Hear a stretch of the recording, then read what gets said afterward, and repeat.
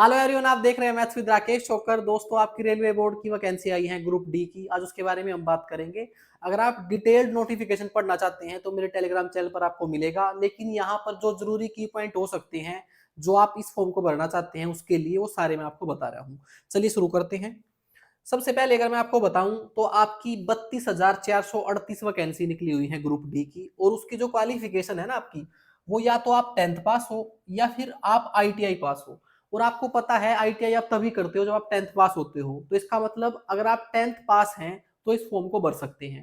आगे नोटिफिकेशन में आएगा भी, मैं फिलहाल भी आपको बता देता हूँ। इस फॉर्म को वही भर सकता है जिसने 10th पास कर ली है। जो जिसका रिजल्ट वेटिंग है वो इसको नहीं भर सकता। आगे आपको नोटिफिकेशन में दिखाऊंगा भी मैं। जिसने 22 फरवरी 2025 तक अपनी 10th कंप्लीट कर ली है वही इस फॉर्म को भर सकता है। जो आपकी वैकेंसी आ रही है वो इसमें 14 प्रकार के पद आए हुए हैं, ठीक है।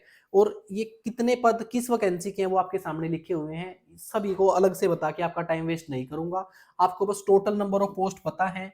वैसे तो ये बहुत ज्यादा लग रही होंगी आपको, लेकिन जब आप जोन वाइज देखोगे तो ये पोस्ट कम ही है।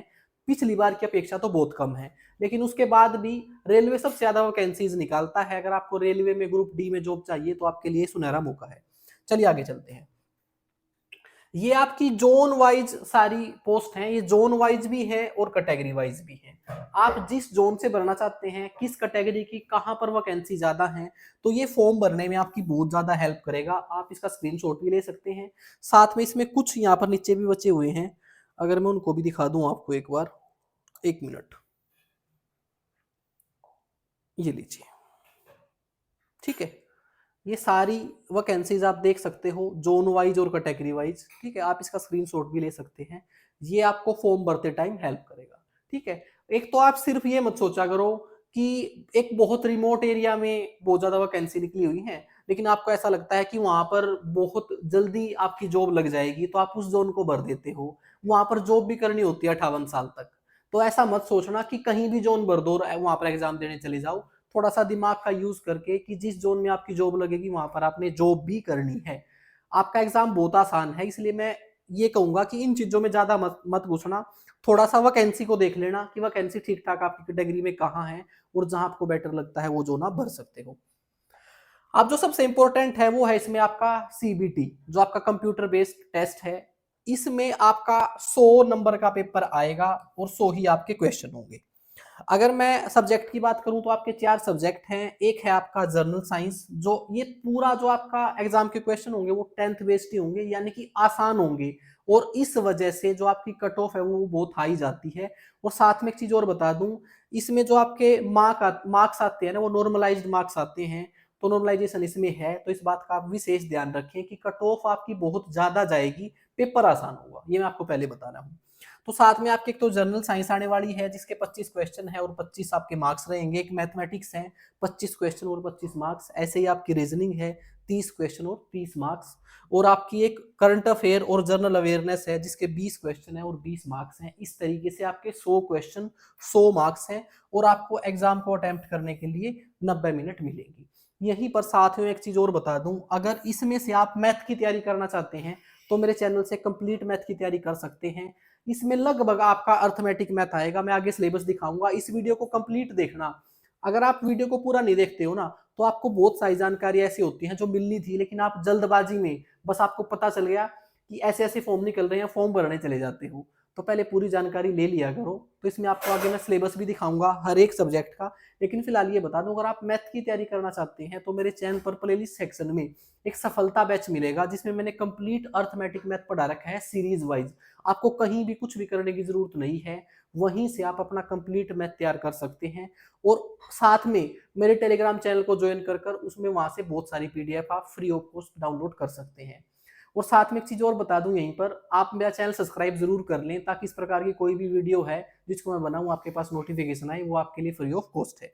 चलिए आगे चलते हैं। जैसे ही आप सीबीटी क्वालिफाई करते हो तो उसके बाद एक छोटा सा आपका फिजिकल होगा। अगर मैं मेल कैंडिडेट की बात करता हूं तो उसने 35 केजी वेट लेके दौड़ना है या चलना है, कुछ भी लगा लो, वो 100 मीटर की रेस लगानी है उसने 2 मिनट में, और उस वेट को रखना नहीं है। साथ में और एक 1000 मीटर की रेस है 4 मिनट 15 सेकंड में। अगर मैं फीमेल कैंडिडेट की बात करूं तो ये वेट 35 केजी से घटकर 20 केजी हो जाएगा। बाकी 100 मीटर की ही रेस है, 2 मिनट में तय करना है। यहाँ पर जो 1000 मीटर की रेस है फीमेल कैंडिडेट के लिए वो 5 मिनट 40 सेकेंड में है। ये आपका फिजिकल रहने वाला है। इसके बाद आगे आपके फॉर्म कब से ऑनलाइन हो गए हैं, ये 23 जनवरी 2025 से अपने फॉर्म आप ऑनलाइन भर सकते हो। आपकी लास्ट डेट रहेगी 22 फरवरी 2025। अगर आपने फॉर्म भर दिया, कोई मिस्टेक हो जाती है तो करेक्शन की आपकी विंडो रहेगी 25 फरवरी से 3 मार्च तक ओपन। आप इसमें कोई भी करेक्शन है वो आप कर सकते हो। चलिए आगे चलते हैं। अगर मैं एज क्राइटेरिया की बात करूं तो आपका एज क्राइटेरिया है 18 से 36। वैसे 18 से 33 होता है, लेकिन ड्यू टू कोविड आपको 3 साल एक्स्ट्रा मिलेंगे। और इसके बाद जो आपका कैटेगरी का रिलैक्सेशन है वो भी इसमें एप्लीकेबल है। उसके लिए मैं आपको एक बार दिखा देता हूं। वैसे तो पता ही होगा, लेकिन अगर कोई न्यू कैंडिडेट है तो उसके लिए बता रहा हूं आपको। ये आपका कैटेगरी का आपका एज रिलैक्सेशन है। अगर आप ओबीसी से हो तो 3 वर्ष का है, अगर आप SC ST से हो तो 5 वर्ष का है। बाकी और बहुत प्रकार के आपके रिलैक्सेशन होते हैं, वो आप अपनी कैटेगरी के हिसाब से देख लोगे। चलिए आगे चलते हैं।